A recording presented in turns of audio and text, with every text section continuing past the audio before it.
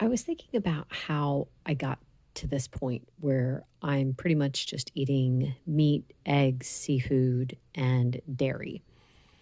It wasn't like, I've been accused of just, following what I'm told on the internet and, just listening to what these, Facebook gurus are saying or YouTube doctors or whatever. And that's really not how that worked for me. Um, I and I didn't even start the diet because of that. What happened was when I was helping my mom get her blood sugar under control, I was eating the same meals I was making for her. So they were low carb meals to help her numbers come down and stay stable. And as I'm eating some of those meals, I realized over the course of 4 months that I was feeling better. I felt good. And I was like, this is very odd. This is not what I was expecting. So that was when I started doing some research into keto and low carb and was listening to story after story after story of person talking about health issues that they had resolved. And so I'm like, well, you know what? Let's give it a try and see what happens. So in that first year, I was doing keto. Actually, the first few months, I don't remember how long it was, but I was counting carbs because I was trying to do keto as closely as possible with the percentages and stuff. But then after a while, I realized I don't even need to count. I just need to stay within this range of foods and I'm good. So about a year in, I'd been hearing about carnivore a lot. And I just thought it was way too extreme. Like I didn't need to do that. I was fine doing what I was doing. But someone that I was following at the time had wanted to try a carnivore challenge just to see what it was like. And I thought, well, you know what? That sounds kind of fun. And it's like, my health is stable right now. Let's see what it's like to cut out vegetables for a month. Now, of course, everyone is always like, well, you need fiber and stuff like that. And that is not something I discovered in that month. I found out that you do not need fiber. So also, my health did not tank due to lack of nutrition. I was perfectly fine.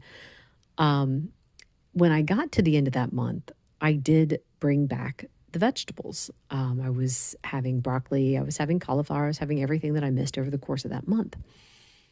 And what I realized was like, oh my goodness, you know what? I did not miss this indigestion.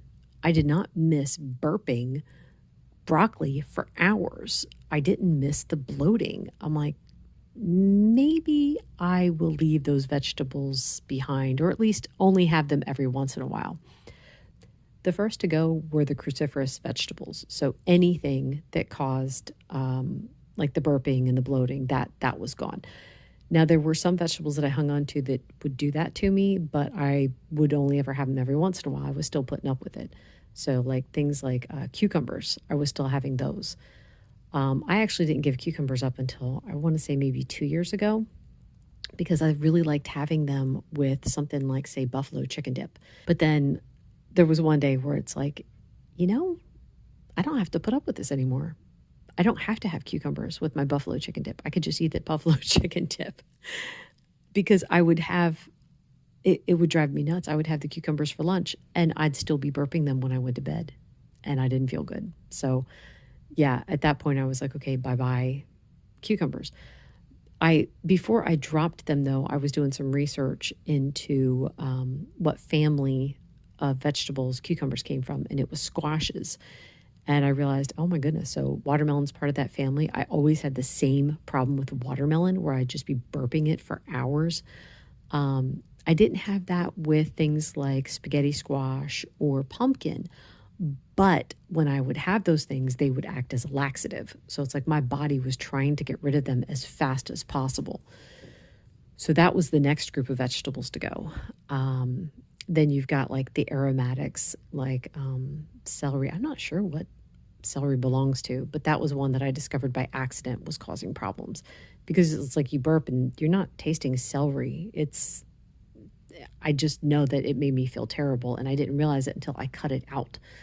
It was like literally from one day to the next, having meatloaf with celery in it, the next day picking the celery out and then realizing what a massive difference it was. Cabbage is part of the cruciferous vegetables. I was not able to eat cabbage if I had it in a stir fry because, again, the terrible indigestion. But I noticed I was fine if I had it as coleslaw Now, the coleslaw that I make is a vinegar-based coleslaw, so that could be making the difference, the vinegar breaking down something in there that made it easier on my system. So anyway, I haven't had cabbage in a long time, so I'm not sure if it would still be okay. But the last group of vegetables to go was tomatoes, tomatoes and peppers, because those I really didn't have a problem with. Green peppers, blah, no, never. Those were always a problem. But things like red peppers, I was always fine with. Hot sauces I could have without the indigestion. But then I had started to wonder about my psoriasis and if the nightshades were linked to the psoriasis, and they 100% were. I went without them twice and discovered that yes, absolutely. It takes about 4 months for my body to completely heal from a patch of psoriasis.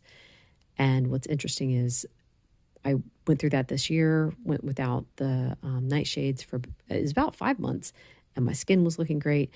And then I had a tomato-based curry 2 days in a row, and the patches came right back. Within a week, they came back. Cashews also does it to me. So anyway, at this point, I'm just cracking up because I just know that these vegetables, I've had them enough times to say, I don't want the indigestion to come back. I hate that feeling of the constant burping and knowing exactly what food is still sitting in my stomach. Sometimes even into the next day. It's terrible. I don't want that back. I don't need it back. I feel great without them. I'm not lacking any nutrition because of it. So again, not like anyone's asking about it, but I just wanted to give my timeline of how I started dropping these things and why I started dropping them.